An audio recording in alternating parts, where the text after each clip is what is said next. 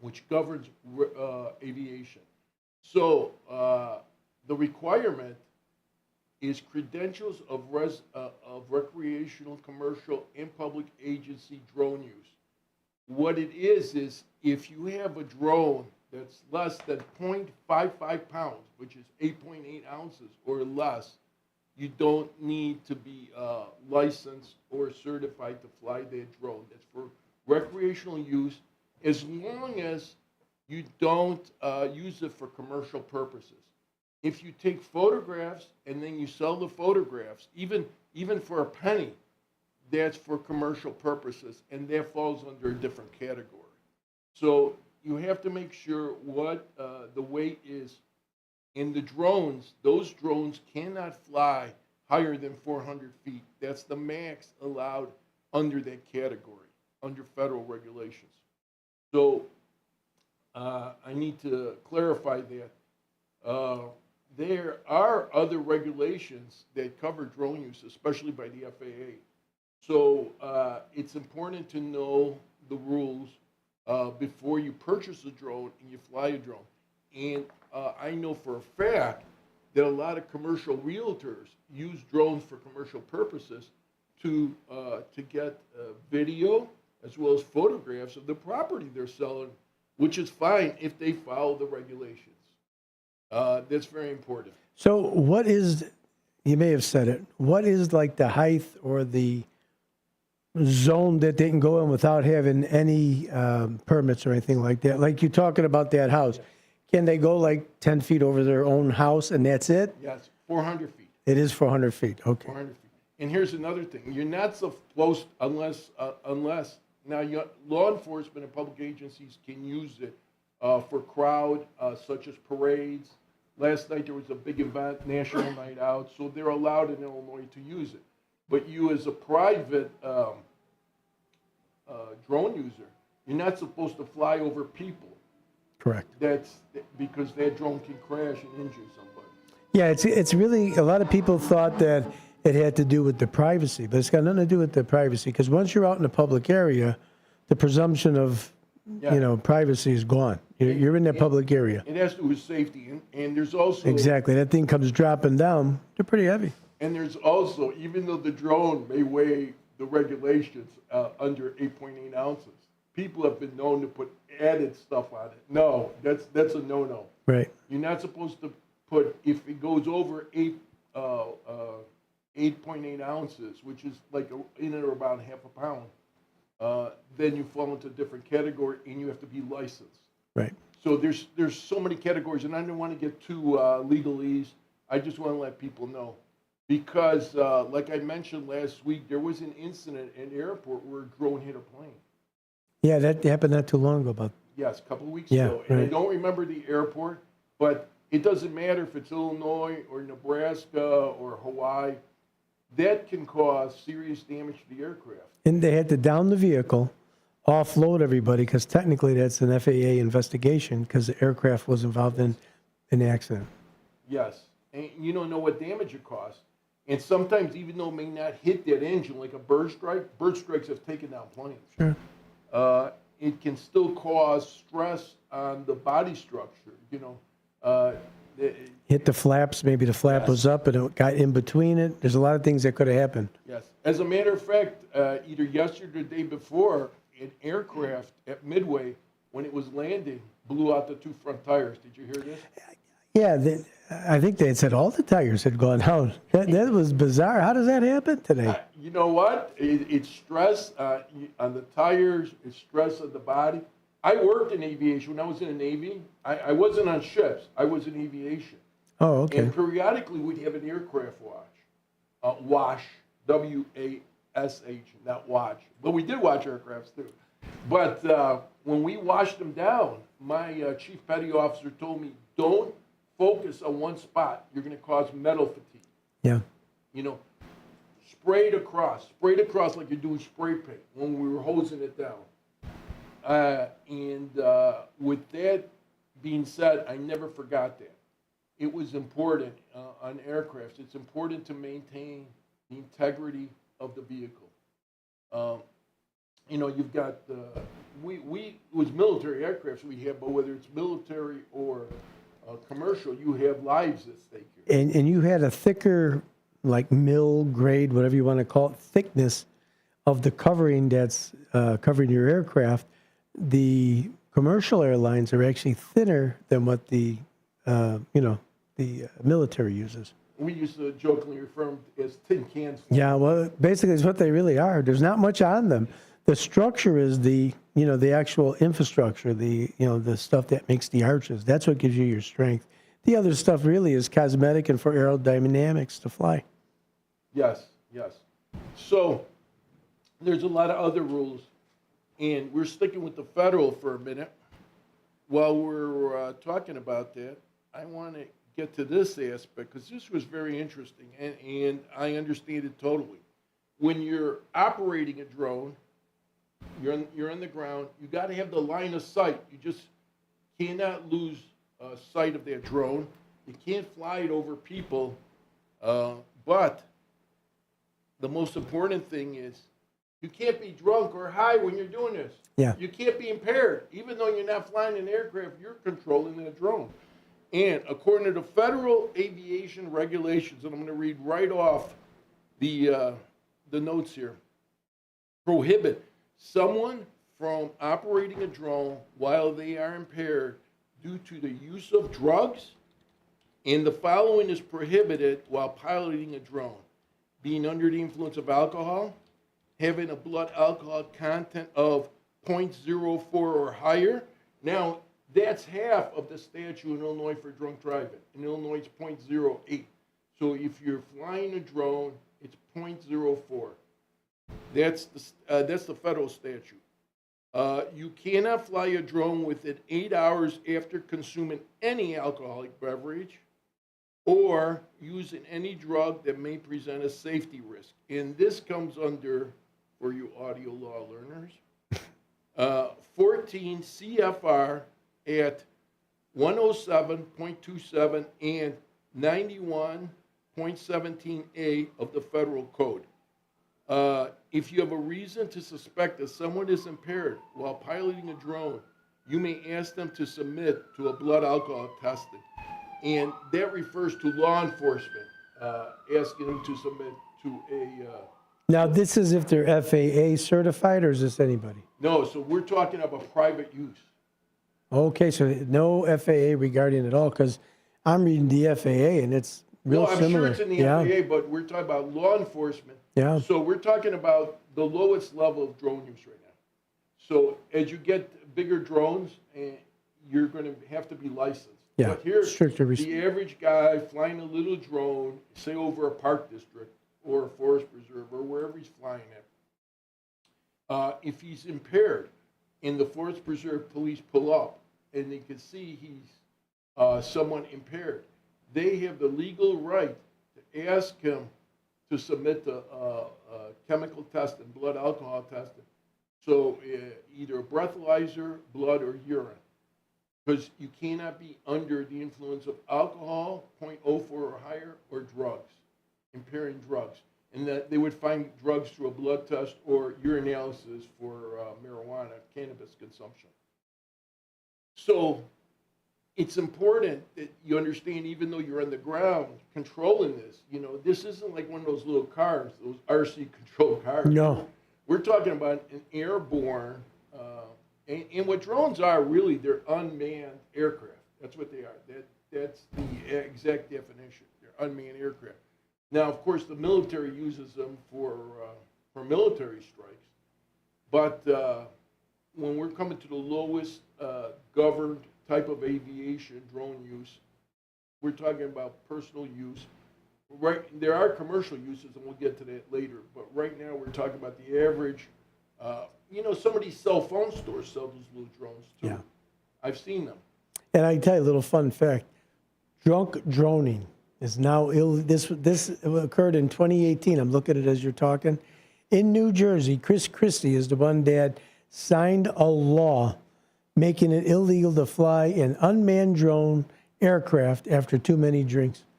So that's how long they've been conscious of this anyhow. That's just for New Jersey, the state law? That's what, but that was back, again, that was in 2018. So I'm sure a lot of things have changed from then. But when you had started pulling up, I started doing some quick checking on this, and man, they've been aware of this for some time. Drones are not just brand new. It's got a renew excitement, I think, because delivering packages, FedEx was talking about doing that, UPS, and they're starting to get like where people could be in a drone. If you see that on TV, that was 2.5 weeks ago. They had a big ordeal about how this could start moving people around, a drone type of a unit. So yeah, there's a lot of regulation and a lot of stuff that needs to be thought of. Look at what that House bill with those e-bikes. We didn't realize all the stuff and all the steps and motions you have to go through just to have something else to adapt to the technology of today. You know, I wish people start calling in, because this morning, one of my listeners from last week's show sent me a news brief, a news item. A person on an e-scooter was killed in Chicago yesterday. So, this is reference your conversation. He texted me and sent me the link. But, we're here live. Really, 847-931-1410. And if you're having a time, you want to get a hold of Bill, you could go to Pelarenos, Pelarenos, Police Project. Go On over Facebook. there as well. That's on the Facebook side. But, you pop onto YouTube. It's really simple, folks.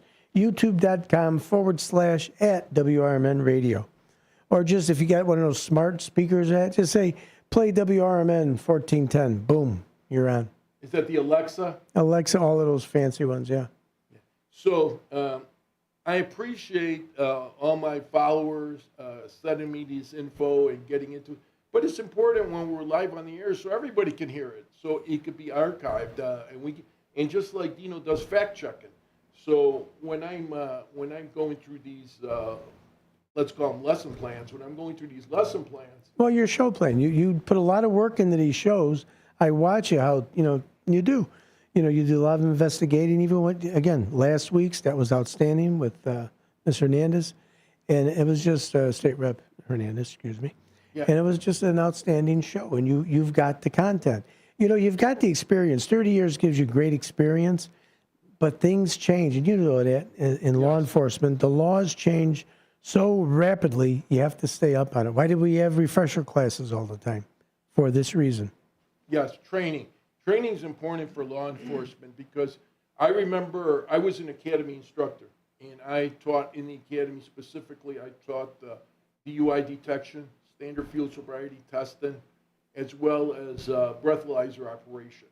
So when I was teaching those, sometimes an immediate case law would pop up, and I would be interrupted by the sergeant running the academy class and come up and announce, hey, just to let everybody know, there's a new Supreme Court ruling or appellate court ruling that just came out on this issue. And that's why we try to get the message out. Because my show is trying more like an hour-long public service announcement. And I try to get, because I hate when people tell me, I didn't know that. I didn't know that. I hate those words. I learned in high school, ignorance of the law is no excuse. Yeah, that's for sure. And ignorance does not mean stupidity. It means just not knowing that. Lack of knowledge. Yes. A lack of knowledge of that law is not an excuse if you're arrested for it. So if you're, and a prime example, if you're driving down the street and you're speeding and the police stop you and you say, oh, I didn't know what the speed limit was. That's on you. It's not their fault. That's on you. Yeah. That's on you to know the speed. Now we have more modern technology, and when you're using the GPS, on my GPS, it pops up what the speed limit is right on the screen as it's changing. So as the speed limit on the highways, it changes a lot, from 55 to 65 to 70. Some areas, rural areas I've even gone through, it's been high 75. Driving through states like Oklahoma and Texas. But as you're traveling, you need to know what the laws are. And as you go from state to state, and Barbara mentioned this last week, as you go from jurisdiction to jurisdiction, ordinances can change. Yeah. So where you have an e-bike, the ordinance can change from one city to the next. So if I'm going from Park Ridge and then I enter Des Plaines, you've got two different jurisdictions, two different sets of rules. Federal law dictates, then you have state.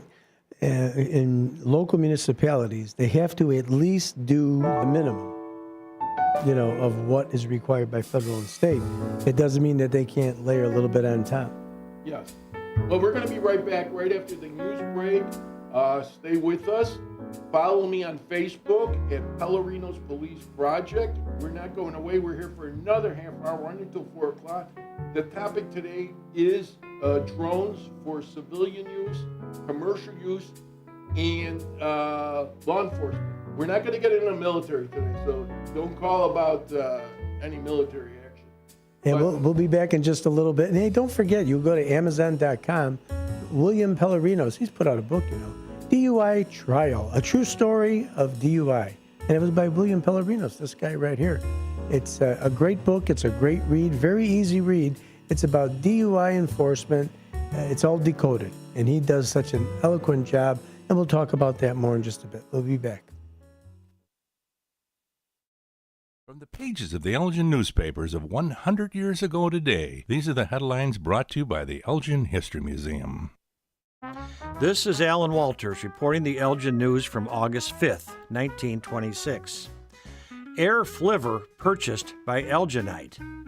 Flivvers of the air? Yes. The word flivver is well known on the highway and may soon be so in the air.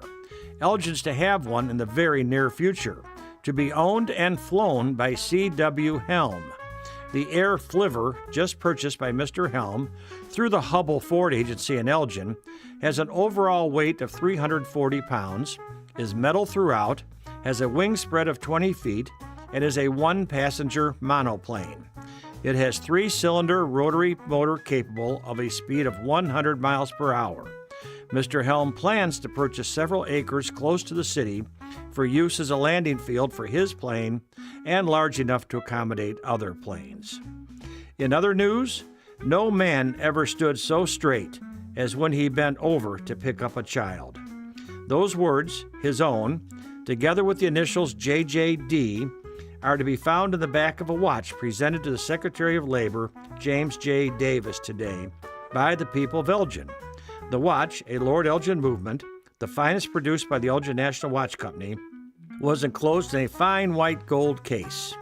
In accepting the watch, Secretary of Labor Davis mentioned his trip to the factory today and expressed his impression of the wonderful efficiency he witnessed there. Elgin 100 years ago is a presentation of the Elgin History Museum. Be sure to visit the museum located at 360 Park Street in Elgin, open Wednesday through Saturdays 11 to 4.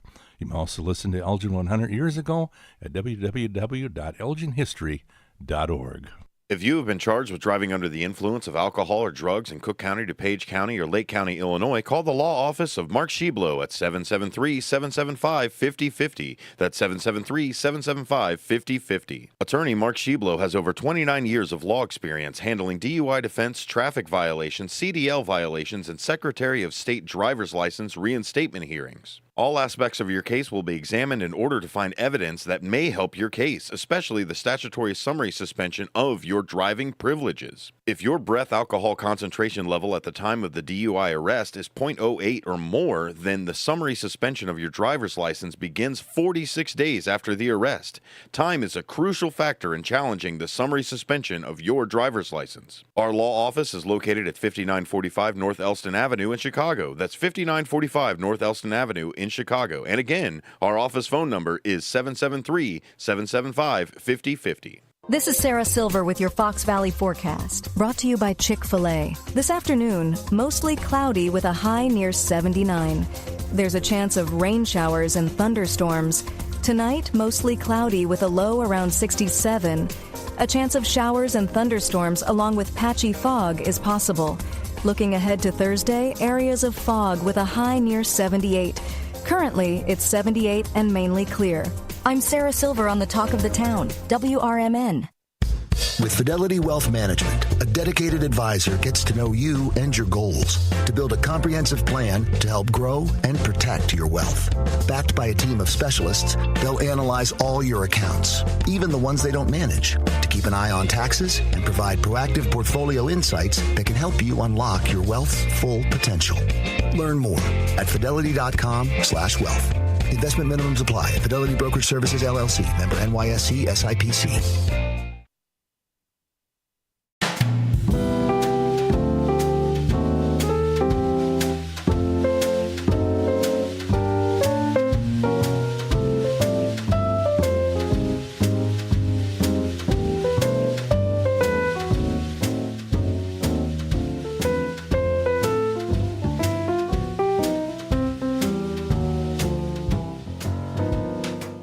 Hey, we are back. This is Life Experiences with Bill Pelarenos.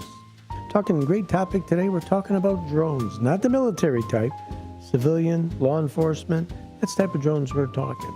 So we're going to go right back to Bill, and he's going to give you a little bit more information. All right, our phone lines are open at 847-931-1410. Feel free to call in on anything about drones, whether you're talking about personal use, recreational use, commercial use, such as realtors, or law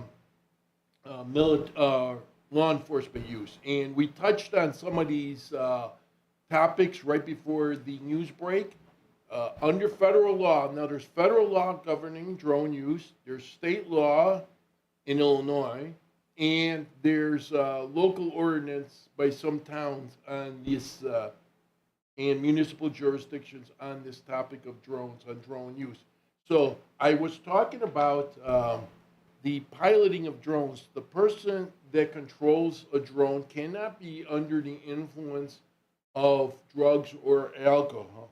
And the way federal law is written, federal aviation regulations prohibit someone from operating a drone while they are impaired due to the use of drugs or alcohol. The following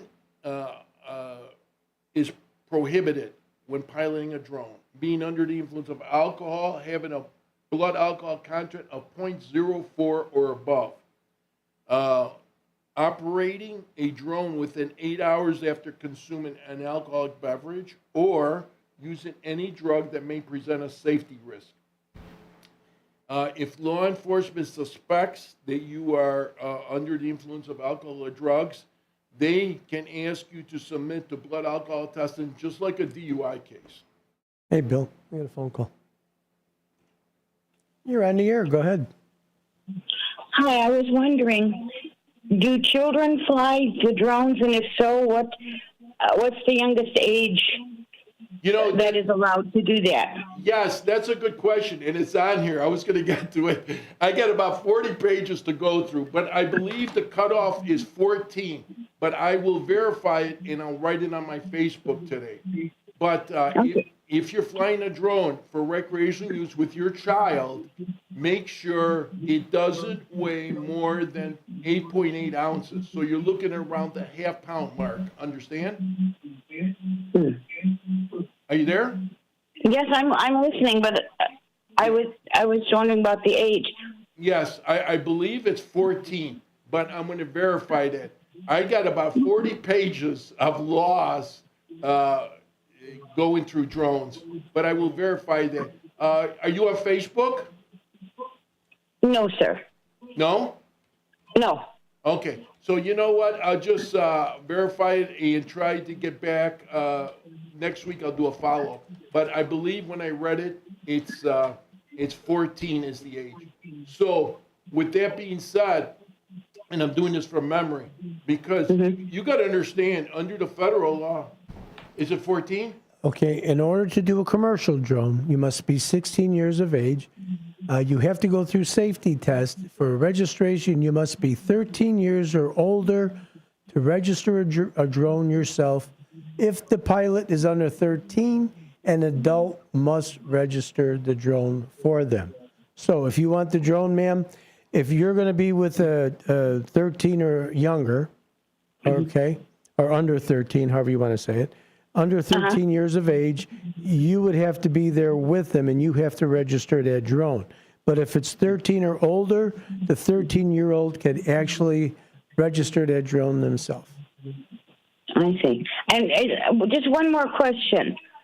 Is it the men or women that fly the drones the most? And I'll take my answer off the air. Thank you.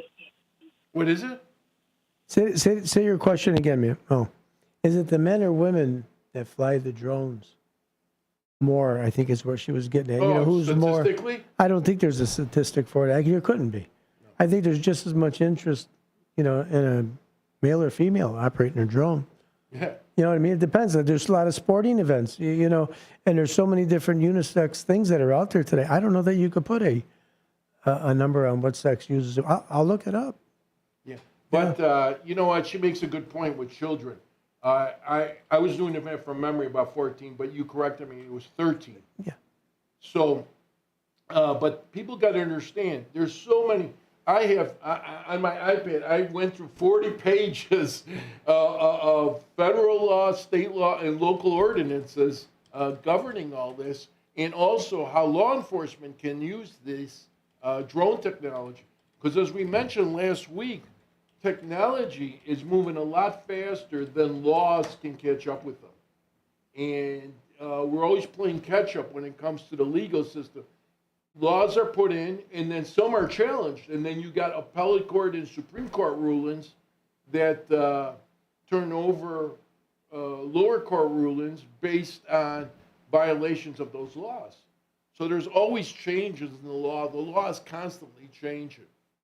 But I want to thank the young lady for calling in today. I appreciate the questions that come in. But you got to follow me on Facebook, on Pelarenos Police Project, because I always do the follow-ups on that. It's the best just to go to Facebook. I have usage, general usage, and ownership demographics. Overall usage, surveys show that roughly 24% of men report using drones compared to about 10% of women. FAA and consumer data indicate that roughly 91 to 96% of registered consumer drone owners and operators are male, leaving women at roughly 4% to 9% of the hobbyist and consumer base. Survey says? Yeah, there you go. We got it, right? I loved it. Survey says? We did it. Yeah, so you have it. I mean, and the other part, this is men use and own consumer drones at significantly higher rate than women by roughly a 2-to-1 to 4-to-1 ratio overall. So that answers her question. You know, I didn't think it would have a difference. I really didn't. There's so many women and men both in the real estate industry, and that's a very popular thing. You've got men and women in advertising, and you get, how about they use them to estimate sometimes, not really estimate, but get a quick glance look. You're having your roof done, and it's a 2-story house. Well, send a drone up there. You know, or you're having a chimney done. You want to do chimney tuck pointing or even a chimney cleaning. What would you do? I would send a drone up there first. You know, if they're saying that the shingles are slipping down, you don't want to ladder the roof and all of a sudden go slipping down. Send a drone up, check it for safety. And then I would think that would be a 50-50, but statistics say different. You know, going back to law enforcement use for a minute, and I'll give the specific, there's specific regulations that cover law enforcement use, because when drones first came out, law enforcement was prohibited for using those. But the state rep last week who passed that drone bill allowing law enforcement to use it for certain purposes, she said one of the reasons that that law came about was the shooting in Highland Park. Yeah. Because if they would have had a drone, they could have seen somebody on the roof with a rifle. I mean, you're not going to be able to hide a rifle, high-powered rifle from a drone. The drone flying over National Night Out last night was very high. It wasn't close to people. It was very high. So I'm sure the camera technology can focus in on certain buildings and certain people. It's for safety purposes, for parades, large gatherings, but it cannot specifically be used for a criminal investigation. Well, that's that other thing that's the new, everybody's all rave, that those cameras that are out getting intelligence on license plates. And Yeah, what- LPRs. Okay. That this could be tied into that it's like, the old Big Brother watching and that, when really, if used properly, is what it all boils down to. Abuse is everywhere. Abuse is in anything. But if these tools, I would call them tools, especially for law enforcement, are used properly, it's just to benefit everybody's safety. It really is.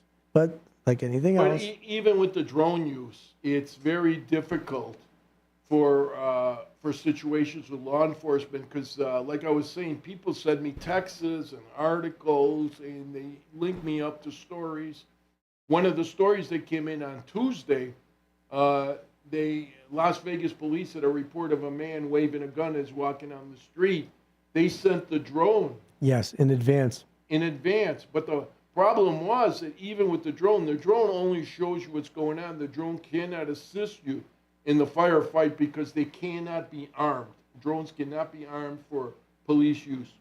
That police officer was shot and killed in the shootout with the offender. The offender was killed too. So drones it's merely an observation tool. Right. That's all it is. And probably recording, because under Illinois state law, the drones recordings are only safe for 30 days unless they're flagged by the court system or a subpoena or a incident. An active investigation. Yes, Right. an active by the police department. So after 30 days, those drone videos are just taped over. And that happens with a lot of videos. The body-worn camera videos in Illinois are only required to be safe for 90 days unless they're flagged. There's no regulation on in-house police videos because my department used to only save them for 30 days. And after 30 days, it gets recorded over. But some towns record as little as 14 days. So those videos are only safe for 14 days. So it's important to know for an incident or something that occurred inside a police department, what the technology is safe for. Right. And then you could get it flagged. A lot of people use, a lot of attorneys subpoena that, and they use that information for their case. And it falls even into civil categories where people have been injured, or right now with that boating accident 2 weeks ago. Oh, yeah. If you're not familiar with this, on the Fox River in, I believe it was Lake County or McHenry? McHenry, I thought. McHenry. On the Fox River. Yeah, on the So it would Fox have to be River, McHenry, yeah. There was a boating accident where a pontoon boat with 3 engines hit another boat. The woman in the boat was decapitated. This lady was 48 years old. Military nurse, I believe. I don't Was she know, with the but military? she was a Yeah. former Marine. Yes. She's a highly decorated Marine. I believe the man that she was with is still in the hospital, seriously injured. He might have either been her fiance or her husband, because reports are kind of sketchy on that. But the whole point is, law enforcement is asking people for their personal videos. If you have a video of this boat traveling, so whether it be cell phone camera videos or Ring doorbell videos, because there's houses along the Fox River. Yes. So they're asking the public's help, and this helps out the law enforcement. Public videos can help out law enforcement. And I did see a video of a craft that looks similar to that.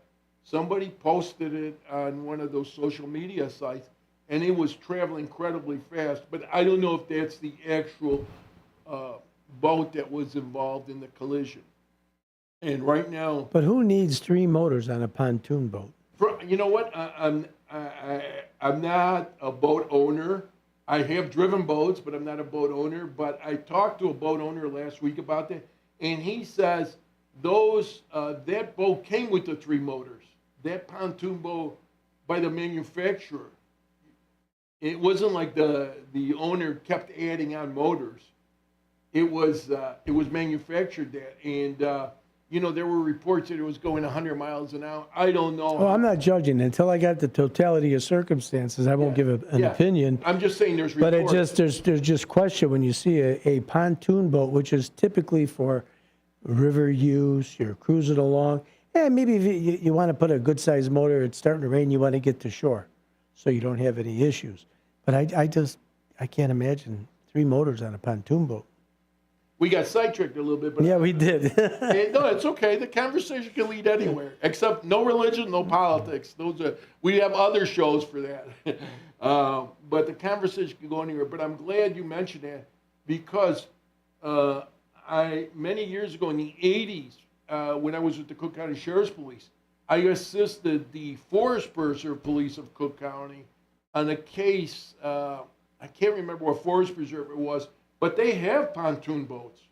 They have for patrol purposes and rescue.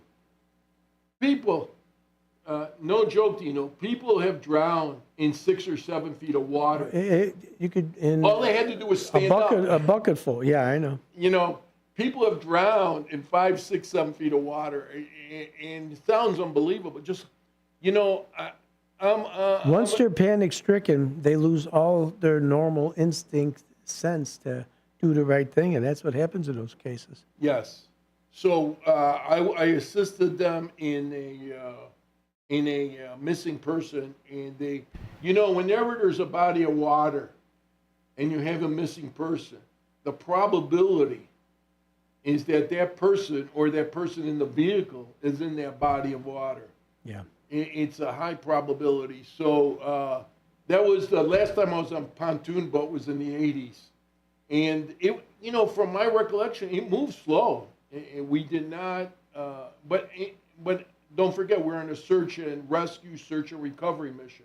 So we didn't want to speed down the body of water that we were at. But there's the forest preserves have lakes and rivers that run through them. The Des Plaines River cuts through the forest preserves. It's amazing what's found underneath water. So it was last year that Elgin found a lady in the car missing for 40 years. Yeah, well, that was a very aggressive search on behalf of the Elgin Police Department. They did a great job finding that. They had to use a special scuba dive team that specialized in recoveries like that. So that was a famous case, but it came to resolution. Recently, there was also 2 kayakers, I believe they were killed in Wisconsin. They were from Illinois. So a body of water. Locally, I think South Elgin, one of them lived and the other lived in Dundee.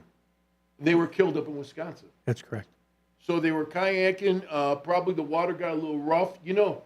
Water, there's no rhyme or reason to them. You get these rip currents that come out of nowhere. And I always suggest, whether you're going boating or kayaking or canoeing, always wear a personal flotation device. And make sure it's the right size. I found out, because I couldn't understand, and I felt so terrible for that Lake Geneva accident where those children ended up drowning, Bill. And it's important that you have the vest of your weight. That's the time when you want to tell the truth about your weight. Because if you're in the wrong vest, it's not going to protect you because those things do get saturated. And what happened was the boat took a roll, and then it's got all that force and pressure. If you were wearing the right size vest, the flotation will let you go to the top. Because that really blew my mind. I was like, they had vests on. How could they find them at the bottom of the water? They weren't the right size. That's what they said on the news. Yeah, but anything with water, you have to get the right rating. Correct. In the 90s, I was seriously into scuba diving. And I had my scuba diving credentials from PADI, Professional Association of Dive Instructors, PADI. And I always had that assigned every time I went to a class or I scuba dive. And you got to keep up your certification with that because there's always changes in equipment or regulations. I remember I went to Aruba and I was scuba diving out there, and they didn't even require the license. So some countries, they don't follow U.S. rules. But Canada, I believe they have requirements. So I had to have the right equipment. I had to have the right for my weight. I do 2 tank dives because I suck down more air when I'm down. The average guy can have 1 tank. I like 2. So I don't scuba dive no more. But with that being said, we're doing boating and we're doing drones today. How do you like that? We got everything covered here. Yeah, so let me just talk about impaired people that are flying drones under the influence of drugs or alcohol. If they refuse to test, penalties already authorized under Illinois law. The FAA has 2 or more sanctions for drone pilots refusing a law enforcement officer's request to test blood alcohol content. They are suspension and revocation to remove a pilot certificate with a small drone rating, and denial up to 1 year of an application for a remote pilot certificate. The same loss of piloting privileges affects anyone convicted of the following federal or state crimes involving marijuana, narcotics, depressants, or stimulants.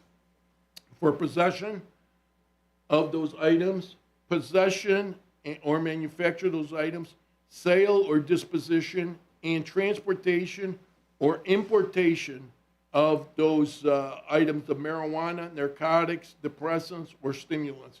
And that comes under Federal Code 14 CFR at 107.57A. So for you audio law learners. Now, we got 2 minutes left, so we're going to get into Illinois law next week, but we just covered the federal rules, and thank you for the caller for calling in about the drones by the use of children. We know what the limitations are there, so... And we also know that it's more prominent with male than it is female. That blew my mind. Yeah, I wish you didn't hang up real quick because I didn't catch the end of that question, but we clarified that. But it was nice to know information. But we try to get all this drone use out because just like e-bikes and e-scooters, drones are becoming more prevalent. So with that being said, next week we'll continue the discussion. How much time we got left? Yeah, you got about another minute and a half. Okay, minute and a half. Follow me on Facebook at Pelarenos Police Project. Just hit the like or the follow, and we'll be connected, and we can message each other. And I always check the Facebook every day. If you're on LinkedIn, I'm on LinkedIn. I always do posts about the radio show. I did a post this morning at 3:30 in the morning. I did the post. I don't sleep a full night, folks. I get texts. I still get the midnight shift cops. Hey, what are you doing? 2 in the morning when things are winding down for the evening. And we talked about different shift work. We covered that today, too.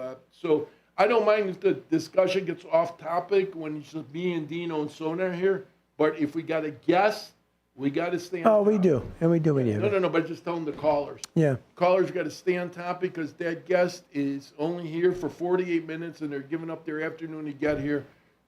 So we got to talk about, we have to pick their brain. We can't be off topic. We have to pick their brain on the topic that they're here to discuss. And last week's show went very nicely. I want to thank Illinois State Rep Barbara Hernandez for being here today. And I invited another Illinois State Rep, but I'm waiting for a response. Beautiful. So, and I did invite a mayor of a town. I don't want to get political, but these are elected officials. Yeah, but it's not political. The people that you're selecting, Bill, and you could see that, where their heart is, they're for the voter. Yeah. Okay, fine, they have the political office. Everybody does. Everybody has a political affiliation. That's just for campaign money. Yeah. The idea is once they're in that office, that's when you watch as a citizen, what are they doing to benefit everybody? You just can't take one side. It's not what this is about. This is about serving everybody. Right, Bill? Yes, sir. This was a great show, as always. Mr. Pelarenos, Life Experiences with Bill Pelarenos. He's all over the place, like he was telling you. You want to follow him? Follow him on the... Pelarenos Police Project. That's the one, is exactly what it is. Pelarenos Police Project. Hit the like. You got a guy with a lot of experience here. 30 years in law enforcement. Nice military veteran with the Navy, no less. Great branch of the service. But we thank you for tuning in. and we will look forward to seeing you next week. He'll post what he's going to have ahead of time. Thank you for joining us, and talk to you later.